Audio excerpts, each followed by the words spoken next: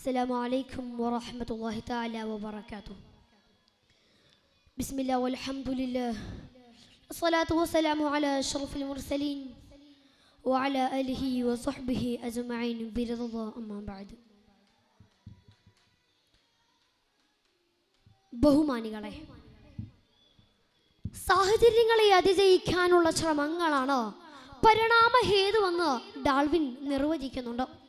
ഈ ഒരു വീക്ഷണകോണിലൂടെ ജെൻസി ജനറേഷനെ വായിച്ചെടുക്കുകയാണെങ്കിൽ സംസ്കാരം, ആശയം തുടങ്ങിയ മേഖലകളിലെ എല്ലാ വ്യതിചലനങ്ങളെയും അവയുടെ കാരണങ്ങളെയും നമുക്ക് മനസ്സിലാക്കാനാകും. ഈയിടെ നേപ്പാളിൽ സംഭവിച്ച ജെൻസി പ്രക്ഷോഭം വാർത്തകളിൽ നാം വായിച്ചതാണ്.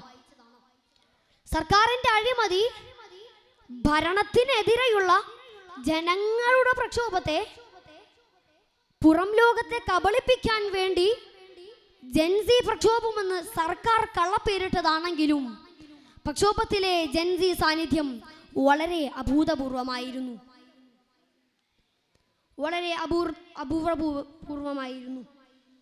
എല്ലാത്തരം അറിവുകളെയും ഇന്റർനെറ്റിലൂടെ ഒറ്റ ക്ലിക്കിൽ ലഭിക്കുന്ന വാട്സപ്പിലൂടെയും മറ്റു തത്സമയ ആശയവിനിമയം നടത്താൻ കഴിയുന്ന ജെൻസി ജനറേഷന്റെ ചിന്തയും ബുദ്ധിയും വേഗം അതിശയിപ്പിക്കുന്നതാണ്.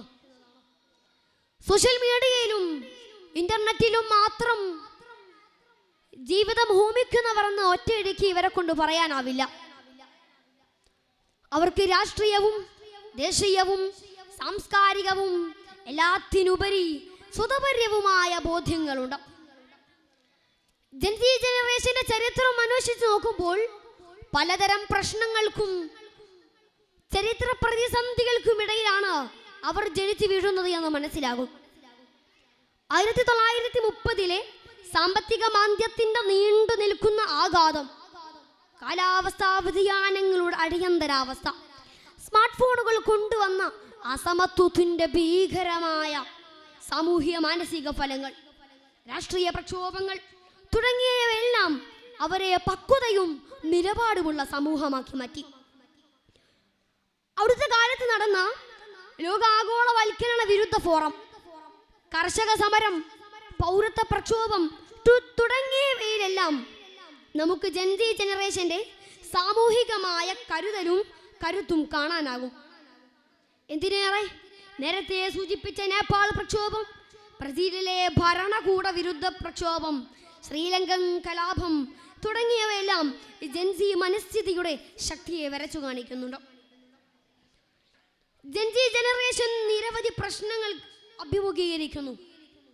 തൊഴിലില്ലായ്മ, വേതനക്കുറവ്, നവകൊളോണിയസത്തിന്റെ ചൂഷണങ്ങൾ തുടങ്ങിയവ അവരുടെ സത്വങ്ങളെയും സുഖങ്ങളെയും നിർണയിക്കുന്നു. സോഷ്യൽ മീഡിയയിലൂടെ ലഭിക്കുന്ന വിവരങ്ങൾ അതിപ്രസരം കനത്ത മാനസികാഘാതവും ഡൂം സ്ക്രോളിംഗ് എന്ന മാരകമായ രോഗവും ഉണ്ടാക്കുന്നു. എടുത്തു പറയേണ്ട ഒരു വസ്തുത, അടുത്തിടെയുണ്ടായ കോവിഡ് മഹാമാരി പോലെയുള്ള ദീർഘകാല ആഘാതങ്ങളിൽ നിന്ന് അതിജീവിക്കാൻ ജെൻസി ജനറേഷൻ പരിശ്രമിക്കുന്നുണ്ടോ എന്നുള്ളതാണ് വാസ്തവം. ലിംഗസമത്വം, സാമൂഹ്യ ഉത്തരവാദിത്വം തുടങ്ങിയ വിഷയങ്ങളെ അവർ സോഷ്യൽ മീഡിയ പരിസരങ്ങളിലൂടെ പുനർനിർവഹിക്കുന്നു. ഇത്തരത്തിൽ തെറ്റായ വായനകളിലേക്കാണ് ജെൻസി ജനറേഷൻ ഇപ്പോൾ വഴി ചൂണ്ടുന്നത്. നാം കാണുന്ന പല ചാബല്യങ്ങൾക്കും ദൗർബല്യങ്ങൾക്കും അപ്പുറം ജെൻസി തലമുറ ഭൗതികമായ ഉണർവുകളെ പ്രതിനിധീകരിക്കുന്നുണ്ട്. അത്തരം പ്രവർത്തനങ്ങളെ സ്വാഗതം ചെയ്ത് അവരുടെ ഭാവിയെ ശില്പിയാക്കുകയും വേണം നമ്മൾ.